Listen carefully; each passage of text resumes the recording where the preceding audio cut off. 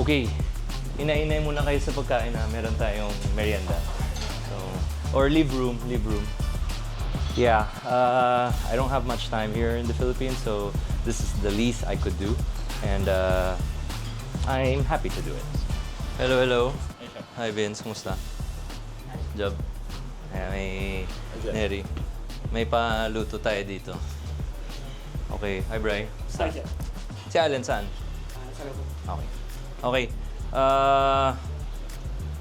Tag-ulan, malamig ang panahon, and wala lang.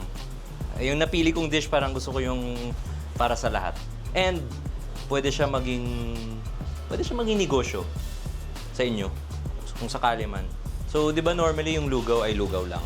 This time, what if gawin nating kansi lugaw, or kung hindi kansi, pwede siyang sinigang lugaw. Beef. Okay? Nakatry ka na ng kansi lugaw, Job? Kansi, nakatry ka na. O syempre, ikaw gumagawa dito. Okay. Gamitin natin yung ating reliable gasol. At tingnan nyo yung kagandahan nito. Makikita mo kung paubos o hindi. Okay, ito ay wala lang. I feel generous today, as I should be, because syempre, this is where it all started, in this restaurant. So I just, wala lang. Galing sa bahay, mga karne, para naman, pero on the side na to ah. Okay, start tayo. Okay, Nelly, nakaon na to? Yes, chef. Nakauna po. Okay, so ready na? Ready na. Ooh, ang ganda. Blue na blue. So si Chef Brian, meron siyang hinanda na 2 kilong kanin 2 kilo kanin po. na pinalambot niya. Ito siya. So 2 kilong kanin yan. So magkano to, Bri? Kung First po, it's 50 kilos per rice po. Yung rice po, Oo. at kung yung 2 kilo, aabot po siya ng mga 100 to 110. Depende po sa klase ng rice. Okay. So okay, gets. So itong 2 kilos, dahil may sabaw, para na sa ilang tao to? Tingin mo? Aabot na po ng 30 to 40 servings yan. Pagka 30 to 40 servings. So, ano ang puhunan sa, kung kanin lang muna? Kung sa kanin, ang puhunan po natin is around 100 pesos. At kung sa stock naman po, sa mga beef stock na gagamitin natin, around 200 to 250 pesos. Okay. So, sa isang order, magkano? Actually, sa isang order po, gagastos tayo ng mga 15 to 20 pesos. Magbebenta natin siya ng mga around 30 to 35 kasi special po siya. At walang kodigo to. Mathematician talaga to. Kaya ang galing nito magbilang. Ito naman ay yung aming kansi stock dito sa restaurant. So, guys, sa bahay, marunong naman kayong lahat gumawa ng sinigang, di ba?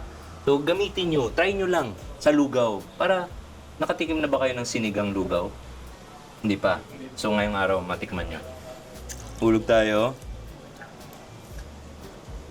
Bri, base lang sa Yes, chef. kagalingan mo, magkano na to? Ito ngayon. Siguro po mga nasa 10 to 12 servings yan. Kung may bebenta po natin yan lahat, papalo na yan ng mga around 200 plus. Tapos, puhunan nito. Puhunan yan, less than 100. Less than 100. Tutubo na po tayo ng halos doble. Sabi nga nila, tubol luga. Okay. So, dagdagan ko pa ba ng stock or hintayin muna natin kumulo? Apo, Sa lugaw, tanong ko sa inyo, ano gusto nyo? Malapot or mabasa? medyo mabasa siya. Medyo mabasa. So, mas importante sa inyo yung texture sa yung busog. Kumbaga mas importante yung mas masarap. Yes, chef. Okay. Gagana. Okay. Sige. Ngayon, hintayin natin to kumulo. Hanap mo, assemble tayo. Or, mag-ready tayo ng mga sangkap niya. Or mga toppings niya. So, okay. Pili tayo. Pwede tayo gumawa ng... Ito, buksan natin. Ito tayo dito. Tokwa, sige. Ginger. Sige. Kalamansi. So, ito yung basic na topping ng lugaw. Ngayon, para lang umiba, Alam mo, pag gumagawa ka ng adobo flakes, beef flakes naman to. So, actually, pwede rin adobo lugaw, kung gusto nyo. Then, lagyan natin itlog. Yes, sir. Okay. Chef, yung kansi, ano yan eh, no? Famous sa, sa Sa Bacolod. Bacolod. So kung dito natin, parang wala pa ako nakita na lugaw na flavored kansi. So parang mas maganda siya. Actually, pwede siya.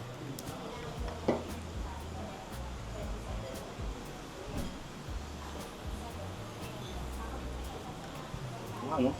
Sarap. Ito, try nyo. Pero, try nyo muna. Sabihin nyo sa akin kung pwede. Importante yun sa lugaw, pag nagluluto kayo, palagi nyo siya isi-stir para hindi didikit yung kanin sa ilalim. Kasi pag nasunog nyo yan, wala na. Sayang yung ginawa nyo. Sayang yung puhunan. So, continuously stirring lang. And then, di ba, pag habang nagre-reduce, lumalapot siya. So, dagdag lang kayo ng stock. Pero importante na stock talaga. Yung sikreto ng lugaw ay nasa sabaw. Hindi, kung tubig, kung ilagyan mo ng tubig, kailangan mo habulin eh. Habulin yung lasa. At least, yung stock, nandyan na yung timpla. So, pag gumawa kayo ng big batch, timplahin nyo muna yung stock para hindi na kayo, at saka mas consistent yung lasa and yung puhunan mas steady. Tama? Oo. May natutunan din pala mga kusinero ko sa akin. Alright. Tara. Plate tayo. Then, i-on ko lang ulit para lang ma-maintain ko yung heat. Bray, topping tayo, Bray. So, example, magkano ibenta natin dito? 30 to 40 pesos, chef. Pwede ko yan. Magkano normally yung lugaw? Sa ngayon po, nagre-range sa ng ano eh. May 20 pesos sa Karsada, 25. Yung tao magbabayad ng ganito. Opo. Dito nga sa amin sa Makati, sir, chef, merong ano eh. May sikat na lugawan dito, yung lugawan Toteros. Around 60 to 80 pesos ang lugaw niya. Okay. Sige. Lagyan natin ng tokwa dito sa gilid. Dry garlic at ginger. Yung kalamansi sa... So, ginigilid ko yung topping para lang hindi siya lulubog and para makita nyo pa rin. Spring onions. Tapos, dahil kansi siya, achuete oil. Then, sige. So, pwede tayo, example, magtanong tayo sa guest. With bone marrow or bone marrow plus 5, 10 10 pesos. plus 10 pesos. Okay.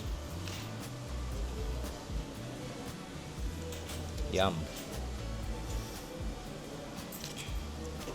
Wow, lugaw na may bone marrow, parang sarap.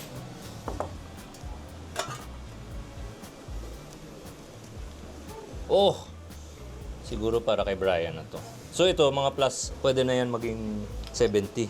So ito na yung ating kansi lugaw. Ito wala na talaga sa costing to Kaya importante na huwag nyo i-overcook yung karne. Parang nagluto lang kayo ng isda na pag overcook yung isda, hindi na juicy. So same rin sa karne. Naku, 80 na to. Hindi, 100 na to. Pero parang sulit naman, ano? So guys, yung lugaw natin, pwede rin siya maging social. Kung gusto natin. Depende sa, I guess also depende sa kakain. Depende kung saan kayo nagtitinda. Tama nga si Brian, kung dito kayo sa Makati, marami mga office people dito. Okay, pag ganito, 200 na. 200 na ang... Okay, gawa tayo ng category. Dito tayo sa mahalin muna. Tapos, ayan. For exercise lang, gawa tayo ng regular lang. Para lang nasa inyo kung ano ang route ang gusto nyo. So ito, gagawin natin siya without the steak. Sili. Ito yung regular version. Garlic, spring onions. Importante guys yung crispy ginger. And mura lang yung ginger. Thinly sliced. Tapos prito, slow fry. Sarap. Okay. Ngayon, since para sa mga boys, special na yung serve natin. Okay. Jeric, kunin mo na to. Kuha ka ng kutsara. Yung instruction dyan, patong mo. Lapit mo yung upuan mo. Dito ka kakain sa lamesa. Dito na kayo lahat kakain. Jeric muna. Instruction. Scoop the bone marrow into... Hindi. O, yan. I-scrape mo yung bone marrow. I-shoot mo sa lugaw mo.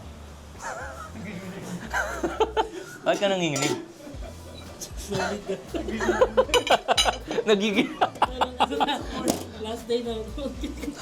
Hindi. Parang despedida, no? Okay, magdasal ka muna. Baka makalimutan mo kami.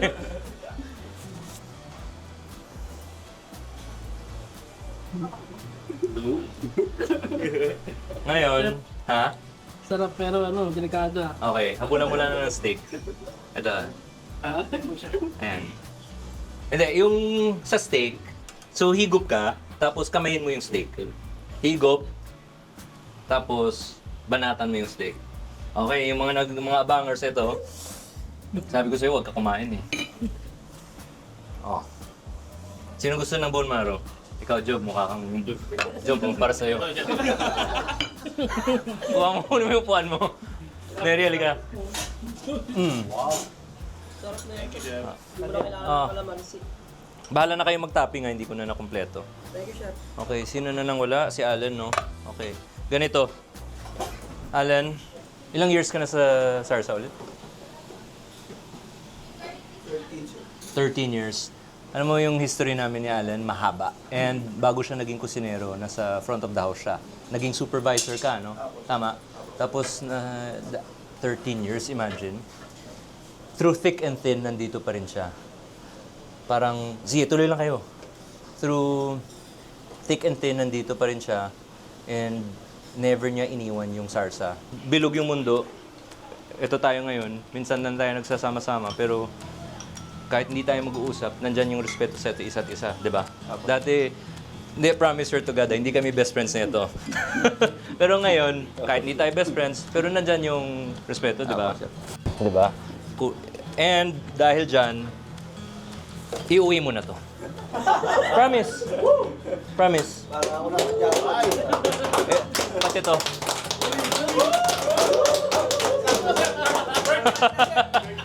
Ha? Happy birthday. Okay, kain na. So, ito yung sinasabi natin, no, na naging sticky na. So, yun nga, again, i-emphasize ko na yung stock nyo kailangan maganda. Yan, ang niluto mong steak, fried garlic, tokwa. Tapos, alam mo na kung masarap kasi walang nagsasalita. Tapos, atsuete. Tapos, itawag ang barangay. College naman. Worth it. Tama. Ang paganda yan ng kutis, ng... So, magkano babayaran nyo sa ganyan? Ikaw, Jeric. Isang bowl na ganyan. Example, wala na munang steak. Walang steak, chef. Kansi lang. Kung kansi, lugaw. Brisket instead. Brisket. Or bulalo. Cut. Side chef na 180. Kaya. Oo, ba 180. Sulit. Sulit na yung chef kasi kansi. Nakakaiba. Good. So, pwede pala, no? So, kung hindi kansi, pwede rin siniga. Beef siniga.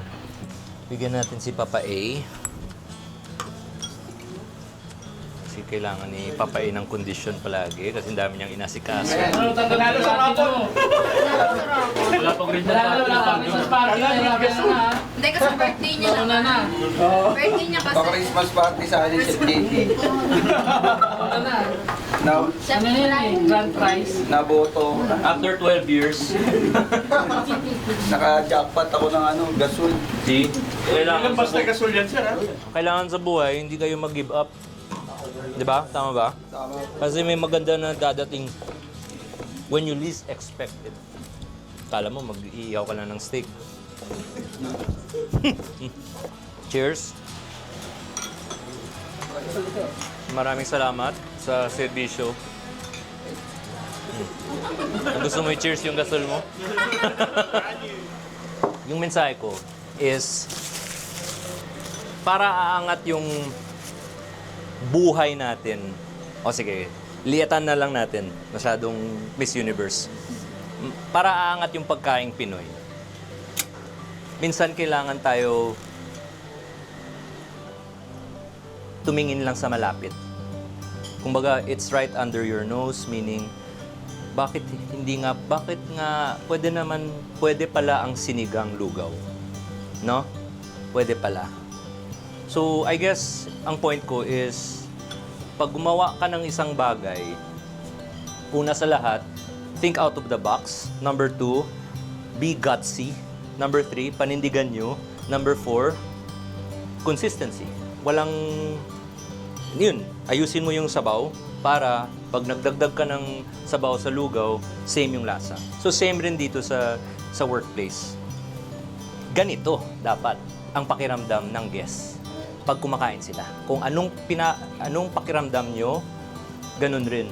So minsan, pag pagod kayo or wala kayong mood magtrabaho or masyadong mainit yung kusina, isipin nyo na lang yung saya na binibigay sa tao. And I guess, okay, balik tayo sa life. Pag gumagawa ka na isang bagay, isagad nyo na. Para iba. Kaya rin, iba tayo. Kasi, sinasagad natin. Amen.